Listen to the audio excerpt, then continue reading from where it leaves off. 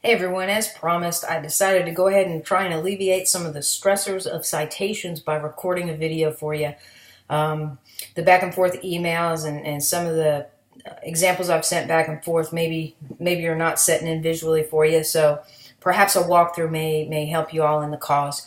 But I also figured maybe perhaps also giving you an explanation on why it is so important that we get these citations correct on the front end of this process rather than the back end. Is going to save you all a whole lot of grief and aggravation. So I really want to start at the beginning on why it's so important that we get these things right.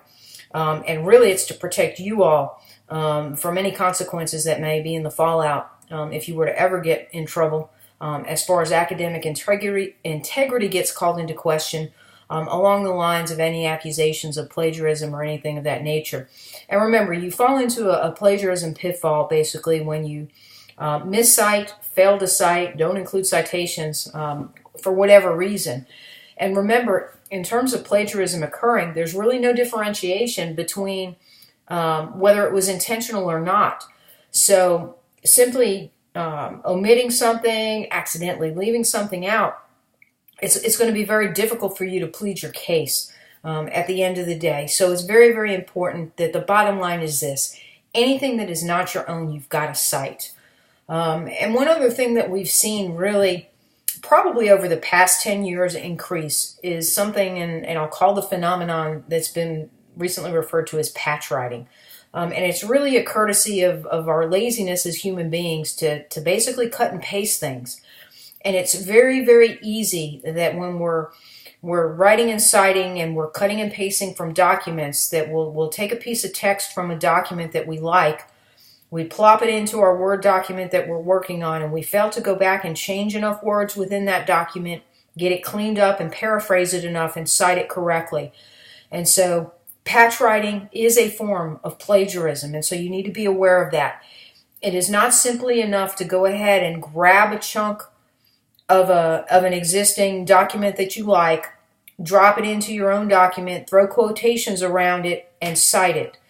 You know, that's not correct. You still need to go in, paraphrase it, give it its correct citation at the end of the day, and then that in itself is correctly citing it. So just be aware of that, and I will send you a definition of patch writing with some examples from APA so that you better understand that concept. But I did want to make that a point because I see a lot of it mainly with undergraduates, but that's not to say I haven't seen it happen with graduate students, because we all get in a hurry, and I'm guilty of it myself when I'm trying to pull great quotes, and then you forget to go back and paraphrase, and things don't look right. And when we use plagiarism detection software, I guarantee you all it is going to flag it, and you don't want yourself caught up in any of those situations. So again, the bottom line, the whole thing about citations, again, is just giving proper credit where credit is due. And I can tell you, for somebody like Dr. Phillips and somebody like myself, fresh out of school, we know the literature. So it's very easy for us to detect when something doesn't look right, when something's unusual with a student's writing, when all of a sudden you look like you're writing at a PhD level and something doesn't jive. So it makes you question things. So when things don't look right, and something's missing. And I mean, I can even tell in your regular post when something is just outright not cited right. So it makes me have to question, and that's why I've come back to many of you telling you years don't look right, just knowing the literature. And again, it's not intentional. It's purely accidental, you not knowing which source is what and which should be the correct source to cite. And so we just got to make sure that you're doing it correct moving forward. So some sources are going to be nice and easy for you guys. So for example, when we get to using anything, if you're pulling anything out of the Coppola book, very easy to cite. It's a traditional single author book. He's the lone author. Nice, quick, easy citation. That format's easy to pick up out of the APA manual. The hairiness has been coming out of the Handbook of Disaster Research, and even the Tierney piece. Because both of those pieces of work are basically edited books. And anytime you're dealing with edited books, they're usually compilations of other researchers' work. And we see a lot of this with the disaster work, because many other disaster researchers will come together and essentially pull some of the best writings and put them in these collections. And that's exactly what Rodriguez, Quarantelli, and Dines did in this Handbook of Disaster Research. If you come into this piece, you're going to notice that really, literally, for lack of a better term, some of the rock stars of disaster research are presented in this one collaborative effort, which gives you a really great fundamental textbook to work out of, as opposed to having to pull 25, 30 different separate journal articles. Because exactly this is pretty much what it is. Many of these original pieces that they've compiled in here, that's exactly what they were at one time. They may be other pieces of their journal writings that they came together and contributed in this one piece of work. So that's why you see things from like Bill Waugh, another piece from Tierney's in here.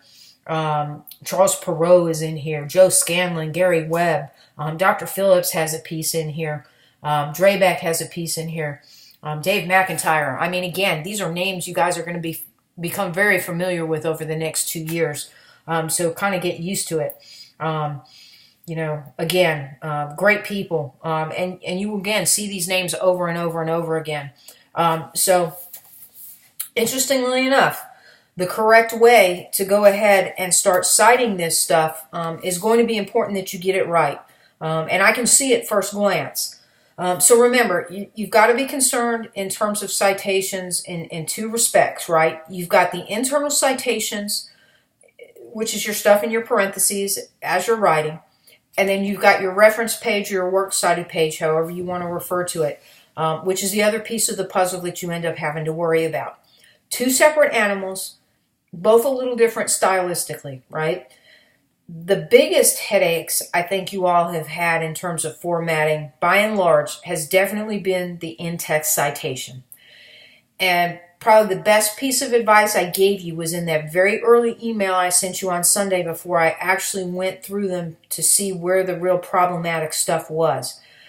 And really, APA said it best. APA's recommendation really was to try and go ahead and find the original material and cite the original source. Now, with that said, here's the pitfall to all of this. The vast majority of stuff you're going to be able to very easily track down. And you kind of do the reverse sleuth method, because when you go to the end of each of those pieces, of course, the full citation for that piece is going to be found there. And you're going to say to me, well, Barb, why can't I just simply use that full citation and list it myself? To be honest with you, by doing that, you're cheating, because you've got to lay your hands on that piece of research to go ahead and state that you actually touched that piece of research. Because if not, it's, in theory, academic dishonesty. Because the only piece of research you touched, literally, was the Handbook of Disaster Research. So, two options. You can go out and find the original piece of research, lay your hands on it, and do a direct citation to that. That's the nice, clean version. The two good things you get out of that is, one, a clean citation, and then you'll cite it exactly as it is. So if it ended up being a journal article or a book, you'll take that format, and that's the author or authors you will give credit to. Beautiful, nice, easy, clean. And then the second thing, you've now got that as a full reference for that library I recommended you start building. Because trust me when I tell you, 2 years from now, as you get ready for that big culminating master's thesis project you're going to do in here, you are going to have a wealth of knowledge at your fingertips that you will never have to struggle to find. If you've got qualifying exams in here, you're going to have all of this stuff at your fingertips. So trust me, that little extra work up front is going to save you days, weeks, and months at the tail end of things. So that's the beauty of that. The second option, of course, is to go the citing indirect sources route as recommended by the APA manual. So it's plainly this.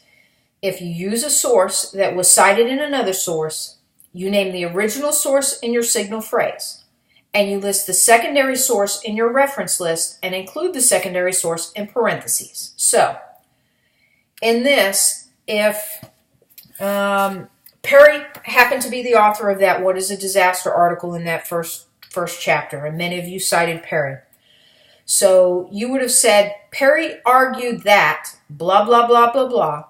And then in parentheses, you would have said, as cited in Rodriguez, Quarantelli, and Dines, comma, the year, which I believe was 2007, comma, and then listed the page number.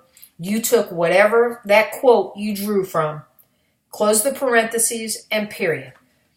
After a while, you all noticed that got very cluttered, very sloppy looking, and it really doesn't do much to add to your work, which is why, again, I recommend you go to the original source. Now, the only time that becomes a significant hassle is when you try to retrieve a source that, one, is very, very old, and you will see some of that. Car is an example where it may be very difficult to retrieve some original car material. And in that case, you may need to cite him as a secondary source.